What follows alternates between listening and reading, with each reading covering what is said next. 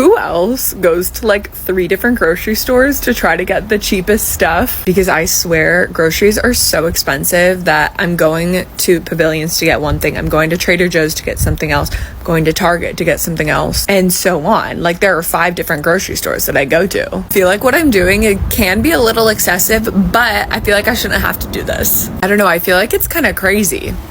I just had to come here and say Aldi supremacy when it comes to groceries all the way. Because tell me why I got all this for $17. Come on now.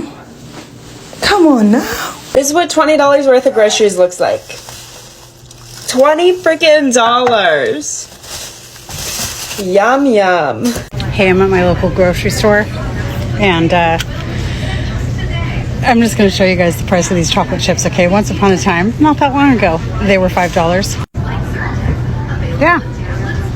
$10 is the sale price from $10.49. Unfucking believable. Unbelievable. What the fuck?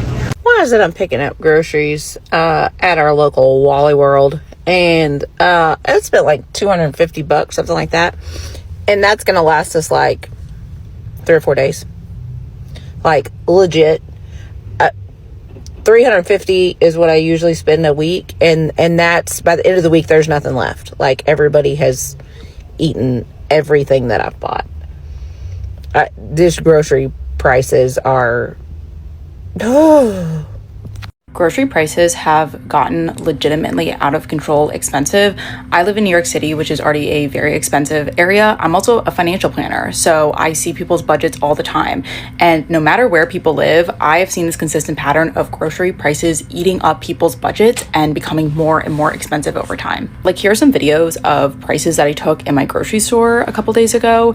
I know that produce is typically expensive, but these prices are beyond what I have seen. Even like for staples, it is so unbelievably expensive, and I think it's so important to continuously talk about just how bad inflation has gotten for a lot of people, because it is specifically hitting these industries and sectors that people have to pay for.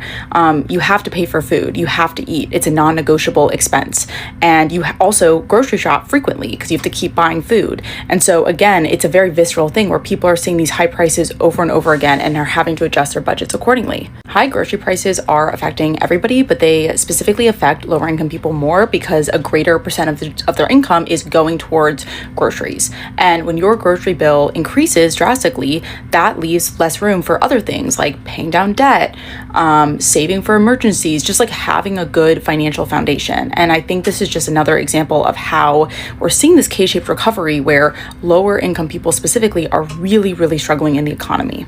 Americans are fed up. Grocery prices have completely gone out of control, and what used to cost $50 now barely feels a cut, even with $100. Many people walk out of the store feeling frustrated. And many people feel betrayed because they were promised relief, they were promised cheaper groceries, a better life, but instead, prices keep climbing now and then. And this isn't just inflation, this is a crisis affecting every household across America. Let's get to see the reactions, then you come back with more commentary. If Trump says the affordability crisis is a scam, fine. Then show the real scam, the one that's costing Americans their groceries, their rent, their medicine, and their lives. Post your receipts, show your grocery bills, show your rent increases, show the price for your prescriptions, your utilities, your very basics. Tag the company, tag the CEO if you can find them, and tag your representatives and your senators. Because when thousands of people show the real numbers, it's not outrage anymore. It becomes undeniable evidence. It becomes data that he wants to deny. Use the hashtag Trump is the scam so all the receipts land in one place. Because if he wants to call affordability a scam, then it's on us, the American people, to show the country exactly who the scam is. This is the difference between outrage and public pressure. Outrage just makes noise. Public pressure makes impact. That's how you change the conversation. And this is how you guard the republic. I don't understand how anyone can leave their house and then look around and be like, things are great again. Because every single time I go to a store, I leave wanting to crash out. I went to go get coffee. Tell me why the canisters of coffee that used to cost like $6, maybe $7 are $20 now. $20. So if you worked at a minimum wage job, you would have to work for 3 hours before you could afford to buy a canister of coffee. A 12-pack of soda of any flavor, every variety, is now $8 to $9 for a 12-pack of soda. This, which I ended up getting, was $3.50. $3.50 for this. These were like 90 cents to $1. And I was like, am I crazy? So I started looking at my Walmart order history to see like, am I way off about this? No, because 2 years ago, the same coffee that I just looked at right now that cost $20 was $6.99 for the same exact brand. If all of the rest of you would stop pretending that this is normal and just open your mouth and be like, hey, this is not what I thought it was. This could stop. But instead, we have a whole bunch of you who are willingly going to the store and being broke when they leave, but you're not going to say anything because he's your favorite president. The prices are never going to go back down. Like, what are you guys not understanding? For so long, all I heard was, oh, the prices and COVID and the cheaper eggs. He was going to save us some money. Look around.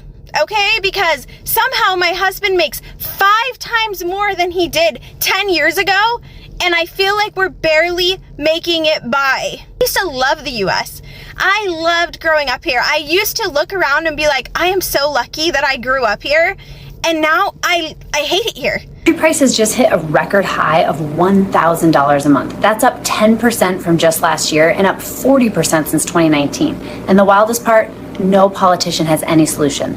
No. Grocery prices are still going up and there's no end in sight. I went to Trader Joe's today to do my weekly grocery shopping. Prices on like all of my staples were higher, some even like 20% higher. My total for this grocery trip was $88.89. I used to be able to leave this grocery store with a week's worth of groceries for less than $50. The bananas used to be 19 cents, now they're 23. My favorite salad used to be $4.99, now it's $5.99. Feta cheese used to be $2.99. And you can see where they hand wrote a new price. Canned beans used to be 99 cents. That's like a 20% increase in the cost of canned beans. Jasmine rice used to be $2.99. Artichoke hearts used to be $2.99. You should be able to get a week's worth of groceries for less than $100. I said what I said. The Consumer Price Index that's run through the Bureau of Labor Statistics that we may or may not be able to trust anymore, they are saying that prices are going up consistently, month over month. I'm so curious if you are also noticing this at your grocery stores, because to see it with your eyes that they are handwriting new prices to make things more expensive, it just like breaks something in my heart. And I'm curious if you feel that way too.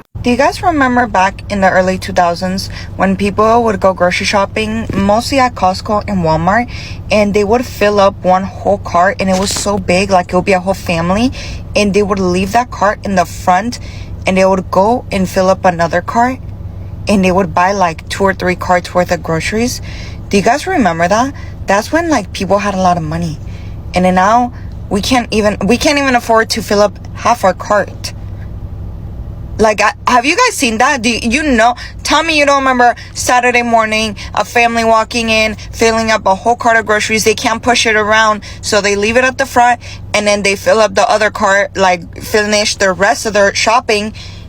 Nobody does that anymore, guys. Who the fuck does that? Maybe on 4th of July, when they're buying pinches cosas para la carne asada. Pero bitch, we can't even afford 5 things on our grocery list now with one paycheck. We have to wait for the other paycheck, guys. I would love to know how everybody's affording to live. I sent my fiance, because we're still fiancés because weddings are ridiculous, but I sent him out to the store. I asked for garbage bags, I asked for 2 rolls of paper towels, and I asked for 2 vitamin waters. I said, go into my wallet, There's $30. Take it. So we don't use the credit card because that's probably at the max. And he gets back. And I'm like, okay, where's the change? He's like, what change? It was $34. I said, $34? What the fuck did you even get? And for everyone saying, oh, well, just use reusable paper towels. Listen, babe, we're not doing that. We tried that method. It doesn't work for this family. The juices spill in and everything else. The main point is that it shouldn't cost $34 for fucking 4 things, okay? I want to know, how are we affording to live? Because I'm 2 seconds away from a mental fucking breakdown. How in the hell is everybody affording groceries these days? I would like to know, for the younger families, from the younger families that have children, how are you affording to buy the groceries to feed your family? My husband is retired and we're both in our 60s. And I just nearly refuse to go to the grocery store anymore because it just pisses me off so bad because of the prices. And I see families going down the aisle there at the meat market, and they will pick up a package of meat, look at the price, and put it right back down and keep on going down the aisle. And today when I was in there, I usually send my husband because I just hate to buy groceries. It just pisses me off. So I just send him. And I got looking and I picked up a roast. $38 for a chuck roast that was about like that big. And ground beef. Oh, I won't even go there with that one. And so my husband and we could buy the groceries. And yeah, I could pay $35 for a chuck roast, $38 for a chuck roast. But I'm not going to do it. We go back to the dinners, the frozen dinners that they have on sale for $3.50, Marie Callender's dinners, and we both can eat with a salad for under $10. Now, that may say crazy to some of you folks. I don't know what you're doing, but there is no way I am paying $38 for a roast. I'm not paying $20-something for one little bitty steak. I just ain't doing it. So how in the world are people with families? Yeah, I know you budget and you plan ahead, but still, what are you people doing to afford to feed your families? I mean, my hat's off to you, because literally, I don't know how anybody's doing it. And we're seeing in the headlines how, yes, people are cutting back, but there's certain things that you can't cut back on, like food. You have to buy food. And so I think we're going to continuously see the repercussions of people whose budgets are completely stretched and are just struggling to afford just putting food on the table. And that's why I think it's important to continuously bring this up and how these larger forces are affecting people's day to day. At the end of the day, this isn't just about politics. This is about people. This is about parents standing in grocery store aisles, doing math in their heads, pouring items back one by one. It's about families realizing that a full cart is now a luxury, not a given.